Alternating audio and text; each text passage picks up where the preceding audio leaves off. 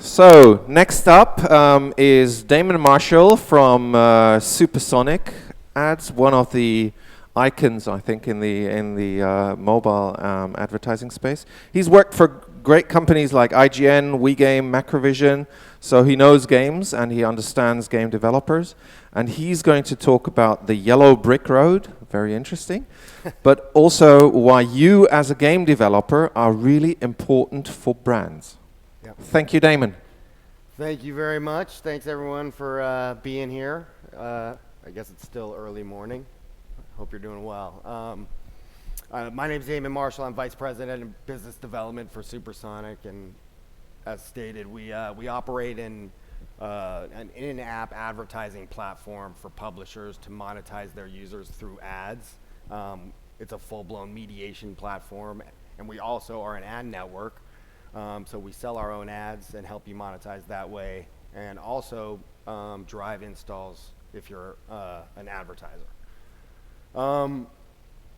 So today I'm going to discuss what happened in 2014 from the greater advertising industry. We all know that the developers and advertisers in the gaming space, they're basically playing both sides. And when you're in a game, it's not so often that you see a lot of branding campaigns, at least traditionally. But in 2014, we really saw big brands and major media buyers and agencies come into the space, whether it be gaming or otherwise. So we have some key learnings from that. Then I'm going to talk to you a little bit about the basics of what you need to consider when you're devising an ad-based monetization strategy with the big brand advertisers in mind, as opposed to, say, another game developer. Who saw the Super Bowl last week? Anybody? Does American football translate here over in Europe? So if you watch the whole game and you watch the advertisements, which us in the United States always do because they're always great, this year we had 3 freemium mobile apps as advertisers during the Super Bowl. If you don't know, those spots cost $4 million for 30 seconds. This marks two developments in my mind worth pointing out. The first one's obvious, that mobile freemium games now are an entertainment vertical that is on par with theatrical movie releases and also maybe console game releases. The fact that these guys, not just one, but 3 freemium publishers advertised in the Super Bowl basically brings mobile gaming to the mainstream. That's number one. But related but a little less obvious is what it marked in the advertising community. So a lot of major advertising buyers, agencies, etc., they all look at the Super Bowl. They see all the advertisers in there, and I think what the message that was sent to the brand advertisers this year is that mobile games is a mainstream medium, and that they need to be playing in this space and spending dollars in this space. So it was nice to see Kate and Liam Neeson and that guy during the Super Bowl. Hope to see more next year. So what happened in 2014? When I spoke here last year, I talked about how there were discrepancies with regards to time spent in mobile versus other mediums, yet advertising dollars were being spent still on print, still in radio, etc. And I talked about how the migration was at least on its way or happening in a small way last year. But throughout 2014, we found out that the mobile vertical is growing faster than any other digital platform right now, particularly in the US. So there's been a huge migration, not just from those traditional channels, but also from desktop as well as mobile web. Excuse me. I pulled out a lot of data about this. This graph came out from Business Intelligence, BI. I think we did 3.5 billion this year. We're looking to do in the next 3 years up to 80 billion in mobile. So huge growth opportunity. Again, these numbers are being pulled with major brand media dollars being spent as opposed to just app developers. Advertisers want to catch the eyes of a mobile-first audience. Media buyers are simply demanding in their media plans now that they work with ad networks that can bring the mobile audience to them. So the race is on now for developers like you, app developers in general, to create premium inventory to create the supply that these advertisers are now demanding. So the most interesting finding during 2014 was the exponential adoption and performance of in-app ads versus mobile web. So first, we know mobile as a channel is expanding, but the second thing that is now happening is that instead of mobile web, which was sort of the first iteration of mobile content, now we're seeing a lot of great engagement with regards to in-app advertising. And so for example, 85% of the people prefer native mobile apps to websites or mobile web. In the US, time spent with mobile apps, it now exceeds desktop, web, etc. Smartphone users spend 89% of their mobile media time in-app, again, as opposed to mobile web. And in-app click-through rates are double what they were on mobile web last year. So and this is great news for most of game advertisers, or game publishers, I should say, because most of you develop as an app, either iOS, Android, etc., maybe in Amazon, as opposed to HTML5. Don't know when that's coming, if ever. But the metrics say that people are choosing to spend more time with apps because they're personalized, they're intuitively designed, and task-oriented. So as far as which mobile ad unit is emerging as the most adopted by the publisher, the advertiser, and the user, it's video. Business Intelligence is expecting huge year-over-year growth with regards to mobile video after seeing what happened in 2013. And there's also a lot of venture capital now being raised and spent on ad tech companies to service all of the demand that we believe is coming from the video ad unit itself. The advantage of the mobile video is that it can absorb an advertiser's video ad asset. So advertisers already have made a video, a 30-second spot, whether it be a Coke commercial, a car commercial, etc. They've disseminated it on the web. Now they can take that exact same asset and repurpose it for the small screen, and it actually works. You can't do that necessarily with a banner or some other ad units. So the mobile video ad unit really has become the preference of most advertisers in the space right now. So I just want to give a quick example if you guys have not seen a rewarded video ad, because in addition to just the mobile video ad format, in a gaming application, rewarded video has emerged as a very dominant unit because, again, the publisher, the advertiser, and the user all love it. So I just want to show it to you real quick. This is FIFA 15 from EA. So you can see in the red box there on the paywall, there's a area for free reward. User clicks on that, and they're shown, say, an Adidas 30-second commercial. And then when they go back to the paywall, you can see that in my packs now they have what EA gave to them or FIFA gave to them in reward. I just wanted to show you that in case you don't know what a rewarded video is. So why is this a win-win-win for everybody? So from the publisher's perspective, the feedback that we get constantly is that the rewarded video, again, this just so you know, it's an opt-in ad unit. Users are actually asking for the video as opposed to it being shoved down their throat. Publishers love this because they feel like it's the best user experience from all the various ad units that are out there right now. The second thing is that it's a premium ad unit. They're getting high eCPMs for a rewarded video ad unit, so it is very lucrative.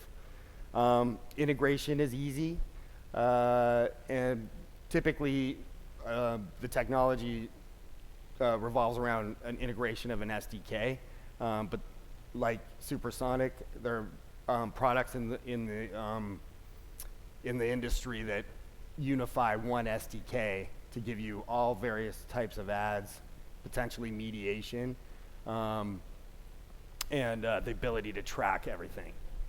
So that's from the publisher's perspective. From the advertiser's perspective, like I said earlier, the video is a familiar ad unit for all these agencies. So they already know video. They've been buying video on the internet and even television.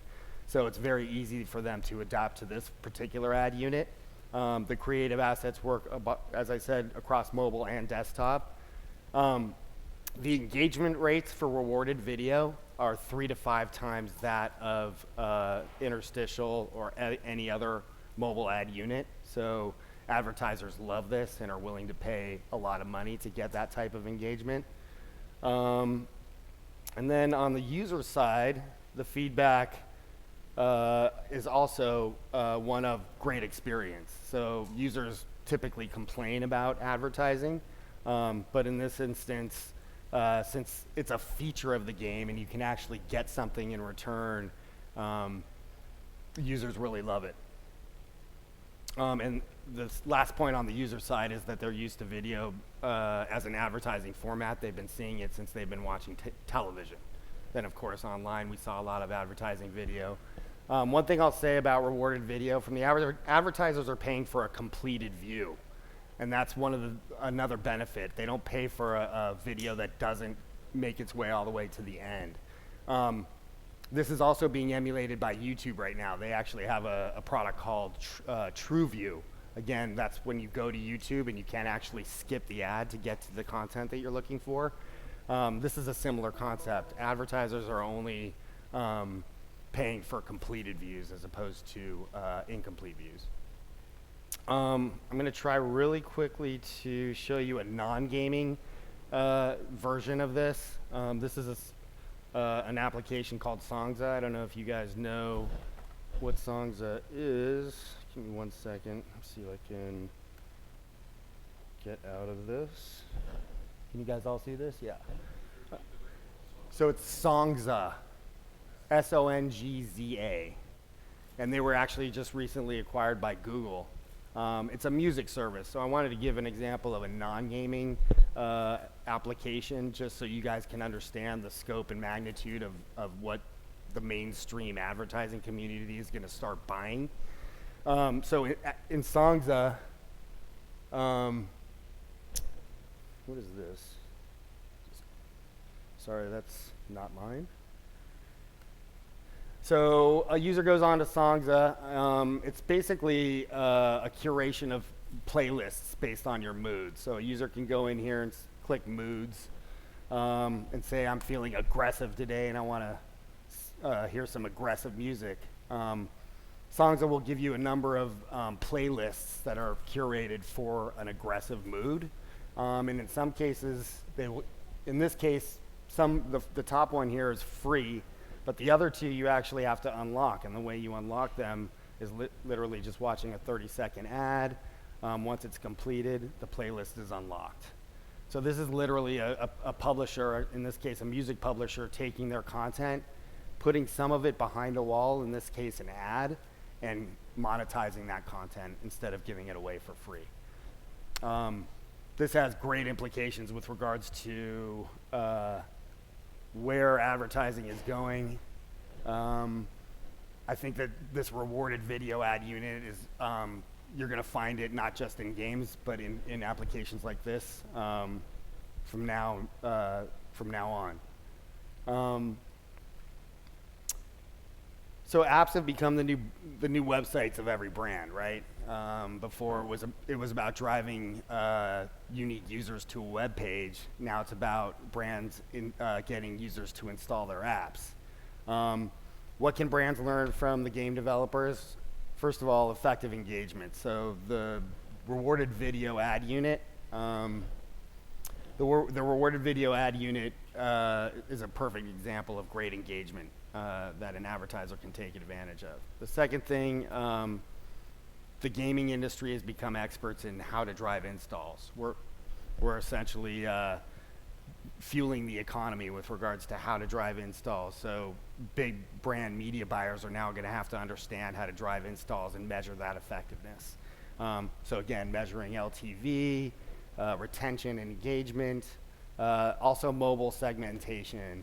We're going to talk about that in the next slide, but being able to segment audiences on mobile has a little ways to go based on the sophistication that we currently have on the web or desktop. The one thing that brands, they have two objectives when they advertise. The first one is obviously branding, so just getting someone to watch the video. But the second one, obviously, is more commercial. If you think about these companies now, they have to drive their startups said the same thing. These guys actually, as commerce sites, usually conducted all of their business on desktop.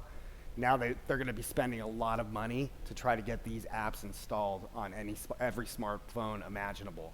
So you can understand that a lot of the desktop advertising dollars are going to shift into mobile and particularly into installs for retailers like these guys. All right, so user segmentation and targeting. The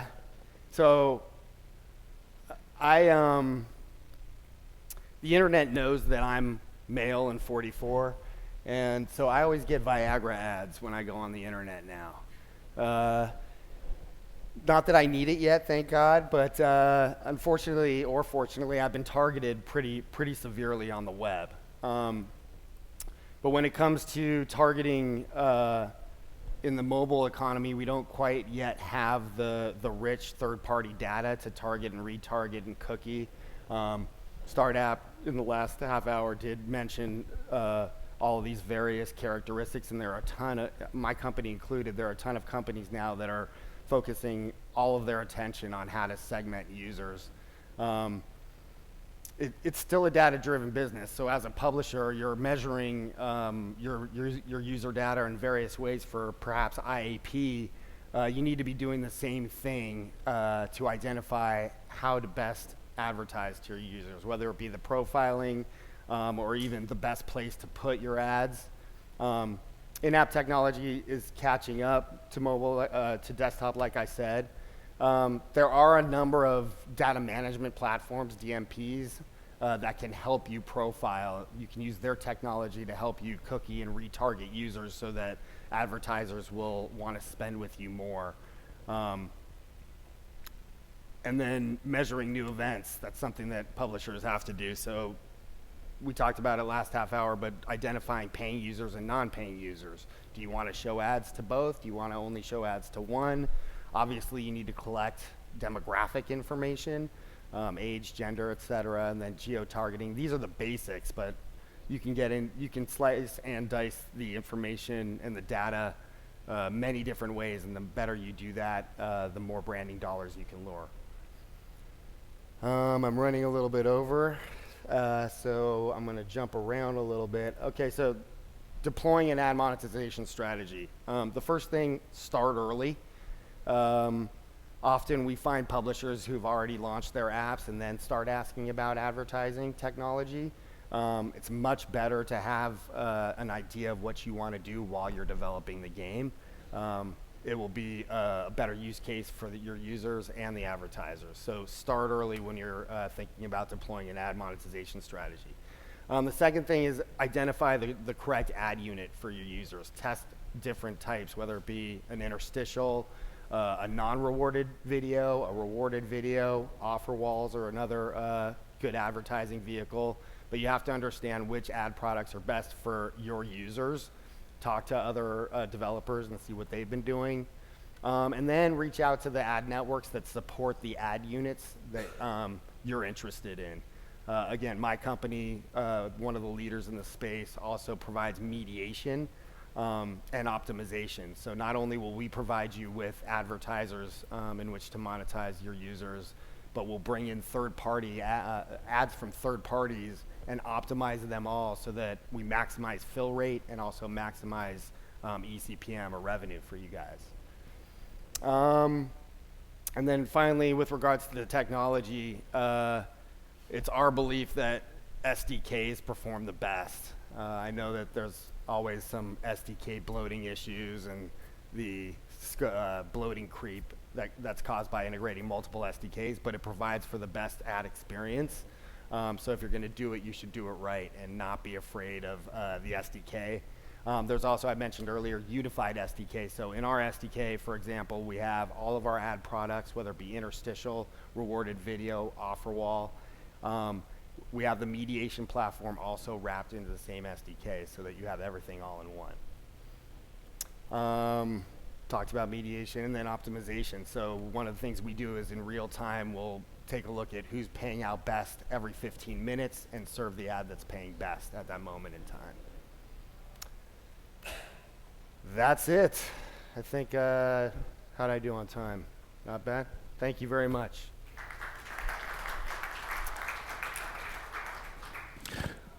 Thank you very much, Damon. Yeah, we do have some time for questions, and I already saw a hand, so excellent. You're going to get a microphone, and then you can ask your question that everybody has. Just a quick question. What is the conversion rate of these reward videos? I mean, inside app purchases 3 to 5%. How many percentage are clicking, opting into just... So we see engagement rates range from anywhere from 6% all the way up to 30. It depends on where you place your traffic drivers. So in the rewarded video space, you obviously have to have a button or something that says, like we saw in the EA example, free reward. The more prominently that you put those traffic drivers around your app, obviously the more conversion you're going to get. Okay. Second question is there any major ad game on mobile in the US that has been like a success, like the McDonald's games or the Coke game or the Pepsi game, just any major brand? So you're talking more advert games? Yeah, meaning a full game. Any of the top brands in the States, have been successful in making their own ad games somehow connected to the brand? Like well, we've done, my company's deployed actually for Adidas. We actually built an ad that was interactive. It was basically a swimmer jumping into a pool, and you played a mini game branded by Adidas. The problem with that is that it's not as scalable as just regular rewarded video. Like I said, these advertisers have their assets already created for other mediums. So yes, a branded advert game is possible, but I haven't seen it succeed to the scale that we're talking about here. Okay, thank you. Other questions? Anybody else?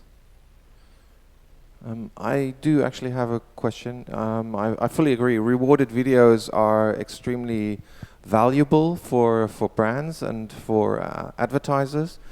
So maybe are there maybe some best practices, some things where you've seen, okay, this is actually a really good way to integrate rewarded video into a game. I mean, you showed a very nice example for another app, which is fair enough. But you know, I've seen a lot of reward videos just in like a payment wall where I feel like, okay, you have to really get there to then watch the video. But are there also some best practices around kind of taking that apart and putting it somewhere into the game where it's actually kind of part of the game? You said early on, think about it, so then it should be part of the game, right? Yeah. So the publishers that do the best, we do have a publisher, C Games, that had Cartown, that built a drive-in movie theater in order to watch branded videos inside the movie theater itself. So it was very integrated, and I think I showed it in one of my last talks, one of the Casual Connect talks I've done in the past. They're all online. All online, but it's a great example of integrating within the game as opposed to just on the payment wall or just a button on the side. It really played within the environment of Cartown. Great. Any other questions? Okay. Thank you very much, Damon, from Supersonic Ads.